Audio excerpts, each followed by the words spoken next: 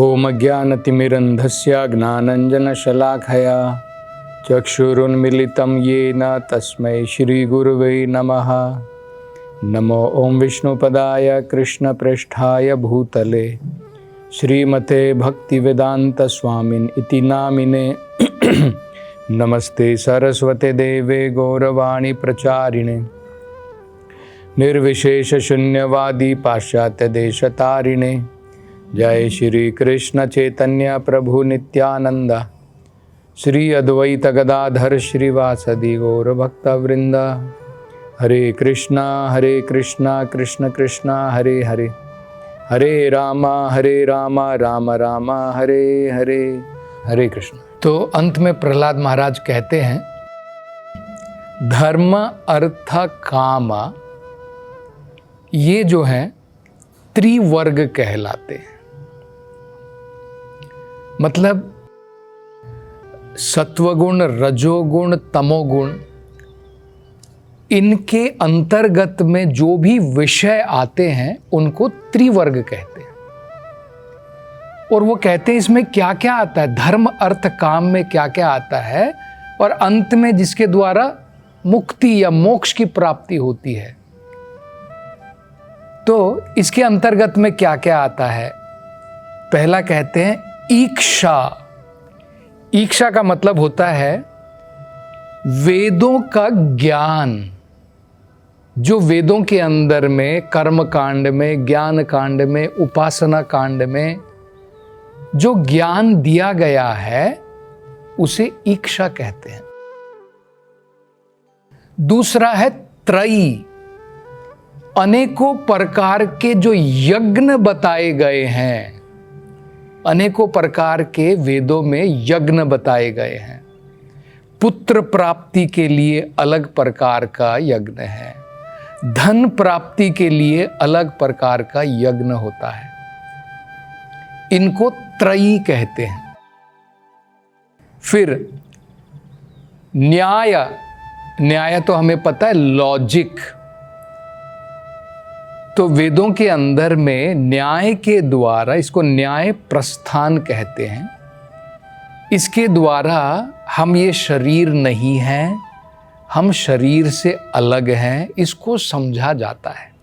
इसको न्याय कहते हैं। दमऊ, जिसमें अनेकों प्रकार के नियमों का, जो वेदों में नियम बताए गए हैं उसका ज्ञान, उसको दमऊ कहते हैं। विविधा वार्ता, अलग अलग प्रकार के कर्म, जैसे क्षत्रिय का कर्म अलग है, ब्राह्मण का कर्म अलग है, वैश्य का कर्म अलग है, शूद्र का कर्म अलग है। इन कर्मों के द्वारा व्यक्ति अपनी जीविका चलाता है, अपना जीवन चलाता है। क्षत्रिय अलग प्रकार का कार्य करता है, ब्राह्मण अलग प्रकार का कार्य करता है, अपना पेट भरता है अपने अपने कार्य के द्वारा।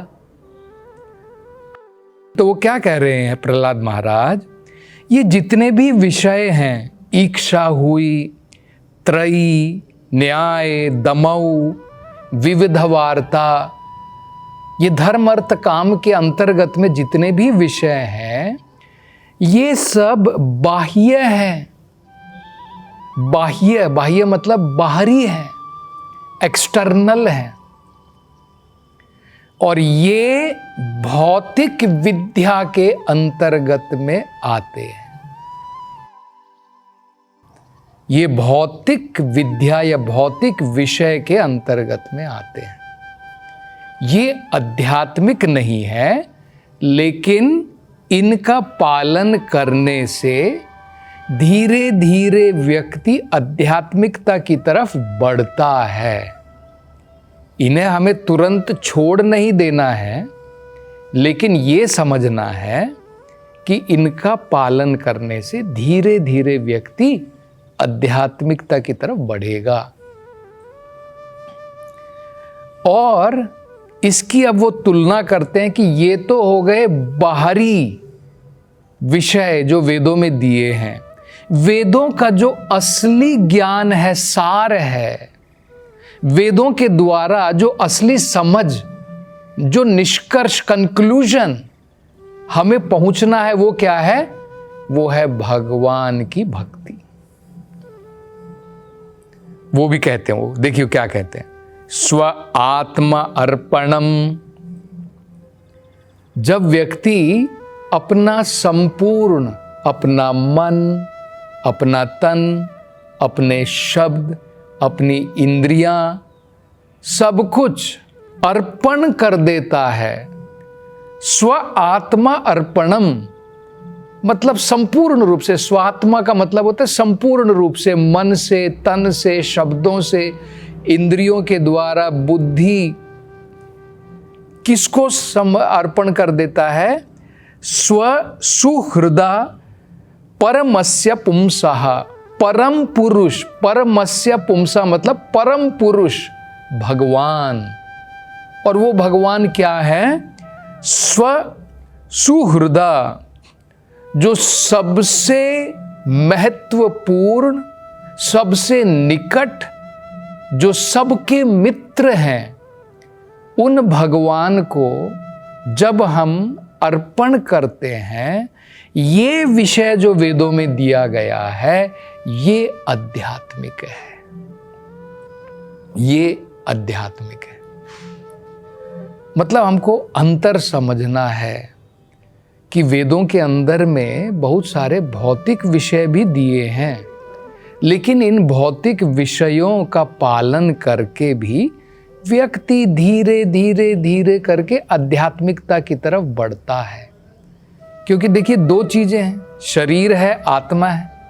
अब शरीर की जरूरतों के लिए भी ज्ञान की कुछ जरूरत है, वो भी ज्ञान वेदों में दिया है। जैसे आयुर्वेद है, धनुर्विद्या है, शिल्प शास्त्र है, ये ज्ञान भी दिया है वेदों के अंदर में, जिसके द्वारा व्यक्ति जो है अपने जीवन का निर्वाह कर सकता है। लेकिन ये भौतिक विषय हैं, लेकिन इनका भी पालन करके व्यक्ति जो है धीरे धीरे आध्यात्मिकता की तरफ बढ़ेगा।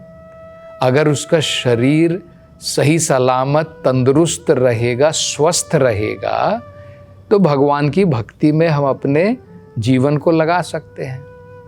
लेकिन अगर हम स्वस्थ जीवन चाहते हैं, लेकिन किस लिए? भगवान की भक्ति में प्रयोग ना करके इंद्रिय तृप्ति करते, तो कोई फायदा नहीं है। अपनी जीविका चलाते हैं, अपनी जीविका चलानी है, जैसे ब्राह्मण का अपना कर्म है, क्षत्रिय का अपना कर्म है। अपनी जीविका चला करके अगर व्यक्ति शरीर और आत्मा को साथ में रख के भक्ति में लगता है, तो बहुत बढ़िया बात है, कोई प्रॉब्लम नहीं है। लेकिन अपनी जीविका चला रहा है मात्र, और भगवान के प्रति कोई आकर्षण नहीं, तो वेद कहते श्रम एव ही केवलम, वो केवल मात्र वेस्ट ऑफ टाइम और एनर्जी है, शक्ति और श्रम का व्यर्थ जो है कार्य है। तो ये एक बड़ी महत्वपूर्ण बात भागवत में कही है। देखिए क्या कहा है, धर्म स्वनुष्ठितः पुंसाम विश्वक्सेन कथा सुयः न उत्पादयते यदि रतिम श्रम एव ही केवलम। बहुत सुंदर बात बताई गई है। क्या बताया है? व्यक्ति अपने अपने स्वधर्म करता है। ब्राह्मण अपना कर्म कर रहा है, क्षत्रिय अपना कर्म कर रहा है, वैश्य अपना कार्य कर रहा है। धर्मः स्वनुष्ठिता, स्वधर्म का पालन करके अगर व्यक्ति विश्वक्सेन कथा सुयः न उत्पादयते यदि रतम, अगर उसकी रति, उसकी रुचि भगवान की कथाओं की तरफ जागृत नहीं होती है, अपना कर्म करके, मतलब समझना है उसका कर्म केवल वेस्ट है। मतलब इंपॉर्टेंट क्या है? अपना कर्म हमें जरूर करना है, लेकिन साथ साथ में इस प्रकार से कर्म करना है कि हम माया की तरफ प्रभाव में खिंच करके केवल उस तरफ इंद्रिय भोग की तरफ ना भागें। केवल जो जीवन आत्मा और शरीर को साथ में रखने के लिए है उतना कर्म हमने करना चाहिए। बाकी का समय हमें आध्यात्मिकता में लगाना चाहिए, भगवान की कथाओं में रुचि लेनी चाहिए, जागृत होनी चाहिए, तब हमारा जीवन सफल है। तो आगे प्रहलाद महाराज कहते हैं अपने आसुरिक सहपाठियों से, देखो मैंने तुम्हें निष्कर्ष बता दिया है। ये सबसे महत्वपूर्ण बात है कि जो भगवान की भक्ति है वो आध्यात्मिक है। ये जो बाकी चीजें मैंने बताई हैं कि अनेकों प्रकार के धार्मिक अनुष्ठान हैं, अनेकों प्रकार के न्याय हैं, ये सब जो वेदों के अंदर में दिया है ये 3 गुणों में है। लेकिन भगवान को अपना जीवन अर्पण करना ये आध्यात्मिक है। तो और बताते हैं ये ज्ञान उन्हें कहां से प्राप्त हुआ। तो कहते हैं, हे मेरे सहपाठियों, ये ज्ञान भगवान नारायण ने स्वयं महान संत, महान मुनि नारद जी को प्रदान किया। उन्हीं श्री नारद जी की कृपा से, उन्हीं श्री नारद जी से ये भगवत ज्ञान की प्राप्ति मैंने भी परंपरा में प्राप्त की है। नारद जी के द्वारा ये ज्ञान की प्राप्ति मुझे भी हुई। तो ये बताते हैं, यहां पे हम लोग देख सकते हैं कि जो ज्ञान प्रहलाद महाराज दे रहे हैं यही ज्ञान भगवत गीता में भगवान दे रहे हैं।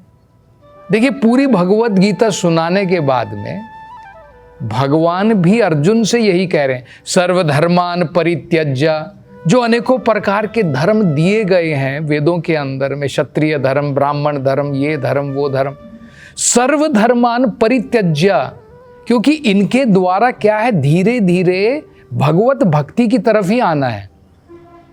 तो वो कह रहे हैं कि डायरेक्ट क्यों नहीं ले लेते हो। मान लीजिए एक आपको जो है 100 फ्लोर की बिल्डिंग है, उसमें या तो आप सीढ़ियों से चल करके जा सकते हैं। आप सवेरे प्रारंभ करते हैं और पहला फ्लोर, दूसरा फ्लोर, तीसरा फ्लोर, बाद में ऐसे धीरे धीरे करके अगर आपको 100 फ्लोर तक जाना है तो दोपहर हो जाएगी, लेट हो जाएगा, तब तक आपका ऑफिस भी हो सकता है बंद हो जाए। उसकी जगह में अगर आप लिफ्ट ले लेते हैं, आपको किसी भी फ्लोर में उतरने की जरूरत नहीं है। जब आप सीढ़ियों से जाएंगे तो आपको फर्स्ट फ्लोर, पहले आप वहां पे लैंड होते हैं, फर्स्ट फ्लोर से फिर ऊपर चढ़ते हैं, सेकंड फ्लोर को जाते हैं, वहां पे लैंड होते हैं, सेकंड फ्लोर से थर्ड फ्लोर। लेकिन लिफ्ट में आप डायरेक्ट अगर बटन दबा देते हैं 100, तो आपको कहीं पर भी रुकने की जरूरत नहीं पड़ती है, आप डायरेक्टली 100वें फ्लोर पर पहुंच सकते हैं। ये दोनों में अंतर होता है। वेदों में जो अन्य कांड हैं, कर्म कांड है, ज्ञान कांड है, उपासना कांड है, अनेकों प्रकार के धार्मिक अनुष्ठान हैं, वो सब ग्रेजुअल हैं, धीरे धीरे धीरे करके, और कितने जीवन लग जाए पता नहीं। बहुनाम जन्मनाम, बहुत जन्म भी लग सकते हैं। धीरे धीरे व्यक्ति जो है आध्यात्मिकता की तरफ बढ़ता है। उसकी जगह में भगवान भगवत गीता में यही कह रहे हैं अंत में, सर्वधर्मान परित्यज्य। ये सारे जो अनेकों प्रकार के धर्म हैं इनका त्याग करके माम एकम शरणम व्रजा, मेरी एकमात्र शरण में आ जाओ। अहम त्वाम सर्वे पापेभ्यो मोक्षयिष्यामि मा शुचा, मैं तुम्हें सभी प्रकार के पाप कर्मों से मुक्त कर दूंगा, इसमें कोई संदेह नहीं है अर्जुन। यही ज्ञान भगवान भगवत गीता में दे रहे हैं और यही प्रहलाद महाराज दे रहे हैं। अपने असुर सहपाठियों को कि भगवान की शरण में जाओ, वो सबसे महत्वपूर्ण है। मनुष्य जीवन का परम लक्ष्य वही है, ये बता रहे हैं।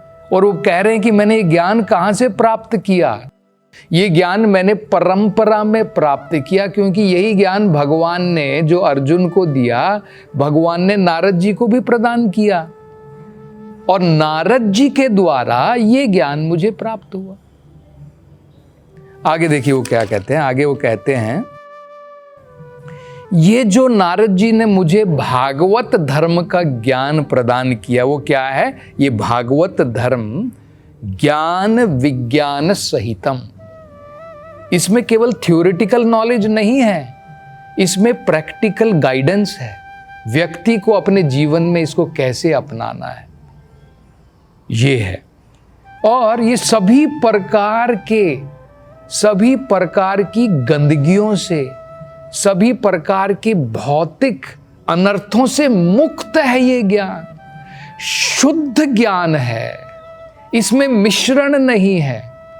हमें देखिए शुद्ध चीजें पसंद होती हैं, दूध हो तो उसमें मिलावट ना हो। अनेकों प्रकार की चीज में, तेल में, सब में मिलावट होती है। हमें शुद्ध चाहिए होता है, शुद्ध देसी घी, उसमें डालडा मिला नहीं होना चाहिए। ये जो भगवत ज्ञान है, इसमें ज्ञान, योग, कर्म का मिश्रण नहीं है, ये शुद्ध ज्ञान है। तब अंत में उनके सहपाठी पूछते हैं, अरे प्रहलाद, हमारी समझ में नहीं आया, क्योंकि हमें और तुम्हें षंडा और अमरका के सिवा कोई गुरु पता नहीं है, और खासकर तुम तो अपने पिताजी के महल में कैद रहते हो। ये नारद जी से तुमने ये ज्ञान कहाँ से प्राप्त कर लिया?